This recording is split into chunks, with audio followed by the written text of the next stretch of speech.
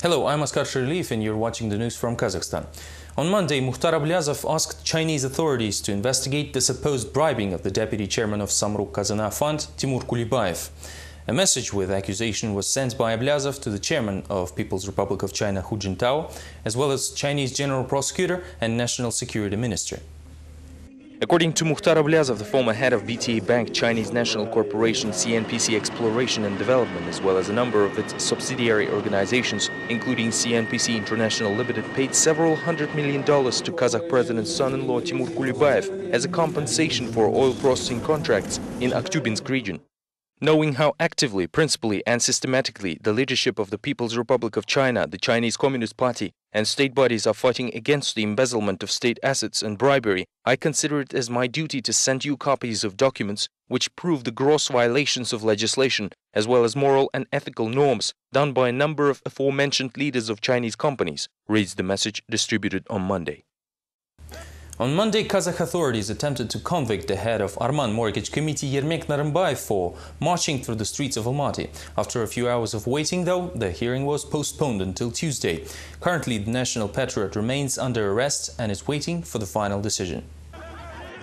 Narımbayev, who was not a very public figure in the past, found himself in the center of several scandals last month. One of them involved the arrest of 3 Arman Committee activists for spraying walls with nationalistic and anti-government slogans. Later, after the end of the approval by the authorities rally against the transfer of land to China, Narımbayev found supporters and attempted to march on, especially since the rally's organizers, the leaders of the Democratic Party Azad, didn't let Narımbayev to make a speech. Soon the conflict grew into a fight with the police, which proceeded to arrest 13 people, later releasing all of them, except for Narımbayev. He was promised to be given a chance to speak at the rally, but later rejected. Why not let a person speak up about his opinion? Let him speak. We would listen. It is up to people to decide whether to agree with him or not. The authorities and intelligence services know how to work skillfully. Perhaps there was some kind of a provocation here, although I cannot say it with all certainty. On the other hand, maybe he really had something to say. I don't know what exactly he wanted to say. There was simply not enough time for his speech. Reporters in Almaty observed with interest as a political performance went over the rules set by the authorities after national patriots decided to march across the city. Find out more from the next report.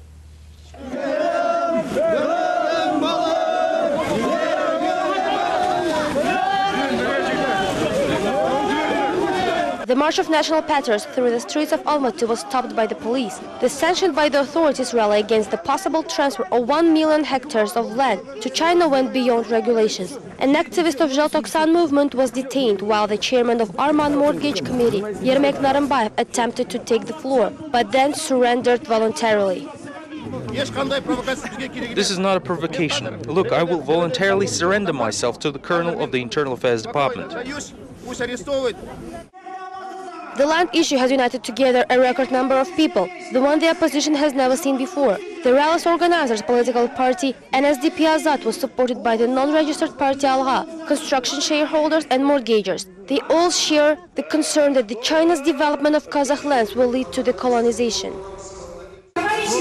Let's protest against the transfer of our land to alien investors and those who want to seize the land. The rally was accompanied by poetry reading by Mukhtar Shakhanov, traditional criticism of authorities by politicians, and a performance by a famous artist Kanat Ibragimov, who tried to popularize Chinese food. From now on, Kazakh beshbarmak will have to be cooked with duck meat, as this is what awaits us in the future. We will have to use chopsticks to eat this beshbarmak, which will have duck meat in it.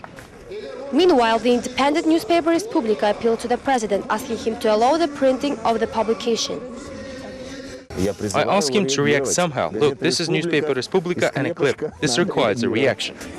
The peaceful rally had an exciting end. The most active protesters refused to disperse and were arrested, while the police chased away everyone else, including journalists.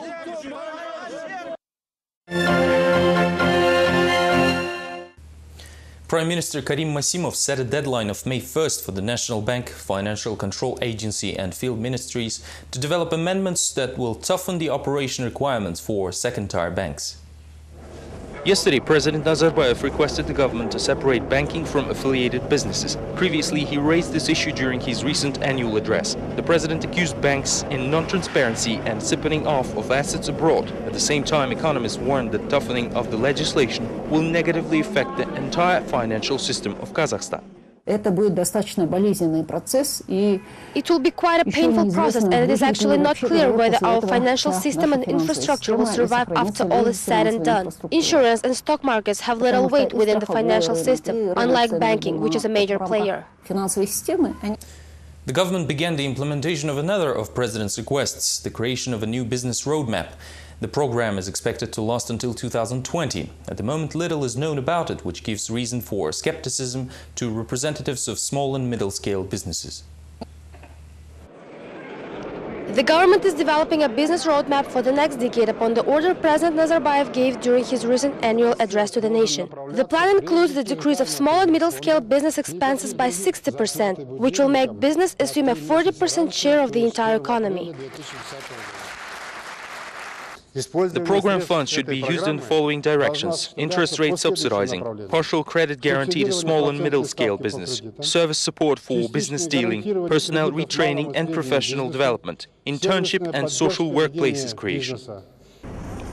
On Monday, officials started explaining key moments of the president's message to the population. $7 million were allocated from the budget for the propaganda. The Almaty's event was called a serious set. The local authorities tried to convince the floor that the president was serious when he delivered his message. Please consider today's meeting an action plan and not just a propaganda event. Businessman Evgeny Bessonov did not attend meeting. He does not want to listen to the patriotic speeches of officials. Furniture business has weakened due to the current construction crisis, while bureaucrats' promises never produced any results. The program is still under development. It doesn't exist per se. The president has charged the government with the creation of such program for already 3 times. Yet these programs never came to be exactly at the time of the crisis. Hence, I doubt that it will happen this time. As of right now, there is no business roadmap program. Also, nothing is known about the deadlines of its creation of budget and state support funds. Business community has nothing to do but wait, perhaps until 2020, bitterly joked businessman.